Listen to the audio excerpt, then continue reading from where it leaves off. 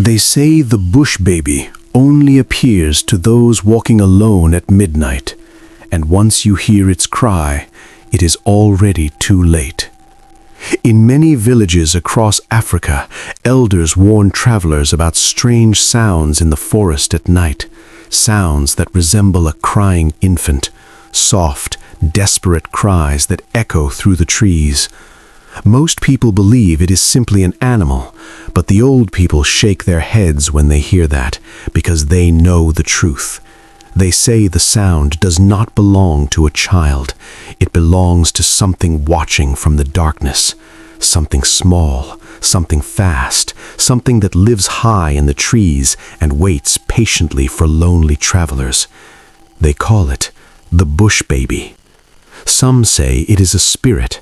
Others say it is an ancient forest creature that has lived longer than the villages themselves. But everyone agrees on one thing. If you hear it crying at night, do not follow the sound. And whatever you do, do not look up. Many years ago, in a quiet village surrounded by thick forest, there lived a young man named Chinedu. Chinedu was known as a hard-working young man. Every morning he would wake before sunrise, help his father in the farm, and later walk to the nearby town to sell yams, palm oil, and vegetables. The road between the town and the village was long and lonely. It passed through fields, narrow paths, and finally the old forest that everyone avoided after sunset. Most villagers made sure they returned home before nightfall, but Chinedu was different. He was brave, or at least he believed he was.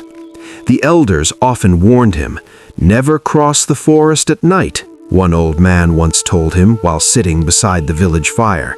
"There are things that move in those trees." Chinedu laughed. "What things?" he asked jokingly. The old man's smile slowly disappeared. "The bush baby." The fire cracked loudly as sparks flew into the dark sky. For a moment, nobody spoke. Then Chinedu laughed again. "It's just a story to scare children." But the old man shook his head slowly. "No," he said quietly, "it is not." One evening, the market in town became unusually busy. Traders came from distant villages. The air was filled with loud bargaining, laughter, and the smell of roasted corn. Chinedu sold nearly everything he brought. By the time he finished counting his money, the sun had already disappeared behind the hills. Darkness slowly covered the road leading back to his village. Most traders had already left hours earlier. Only a few people remained in the market, packing their goods under dim lantern light. Chinedu looked at the sky. The moon had not yet risen. The night felt strangely quiet. He knew the forest path would be dark, but he also knew something else. If he stayed in town, he would have to sleep outside or pay for a room he could not afford. So he picked up his bag and began the long walk home. At first, the journey felt normal. The air was cool, crickets sang loudly in the grass, and the dirt road stretched peacefully beneath his feet. But as he approached the forest, the world seemed to grow quieter. The wind slowed, the insects stopped singing, even the trees seemed still. Chinedu stopped walking for a moment. Something about the silence felt wrong, but he quickly shook off the feeling. "It's just my imagination," he whispered to himself. Then he stepped into the forest path. The trees above him were tall and thick, their branches twisted together, blocking most of the sky. Only tiny pieces of moonlight slipped through the leaves. Each step Chinedu took echoed softly on the dry ground. Crunch, crunch, crunch. He walked faster, not because he was afraid, but because he wanted to leave the forest as quickly as possible. That was when he heard it.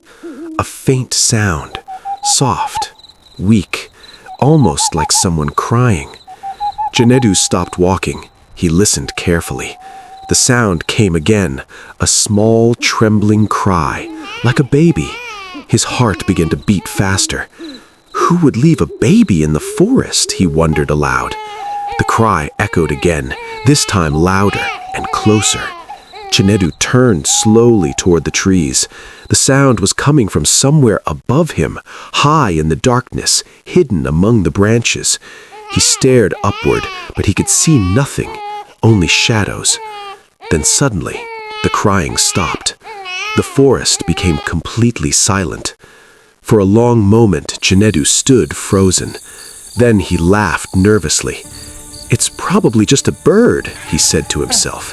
He began walking again, but this time, the rustling started. Chinedu continued walking down the narrow forest path. Crunch, crunch, crunch. The dry leaves beneath his feet echoed softly through the darkness. For a moment, everything felt normal again. The strange crying sound had stopped. The forest had returned to its quiet state. But something still felt wrong. The silence was too deep, too heavy, almost as if the forest itself was holding its breath. Chinedu tightened his grip on the small bag hanging from his shoulder. He walked faster. The sooner he left the forest, the better. Then, rustle. Chinedu stopped. The sound came from the trees behind him. He slowly turned around. Nothing, just darkness. Tall trees, moving shadows. The wind lightly pushed the leaves, making them whisper against each other. Chinedu exhaled slowly. "You're imagining things," he told himself. He turned forward again and began walking. Crunch, crunch, crunch. Then the sound came again. Rustle. This time it was louder and closer. Chinedu turned quickly. "Who's there?" he called out. His voice disappeared into the forest. No answer. Only silence. For a moment he thought about running, but he stopped himself. Running would mean he was afraid, and Chinedu did not believe in the stories the elders told. Not really. Still, he couldn't ignore the strange feeling crawling along his spine. He looked up toward the branches above him. The leaves moved slightly, but he saw nothing. No bird, no monkey, nothing. He shook his head again. "Just animals," he muttered. Then he continued walking. A few minutes passed. The forest seemed to stretch endlessly around him.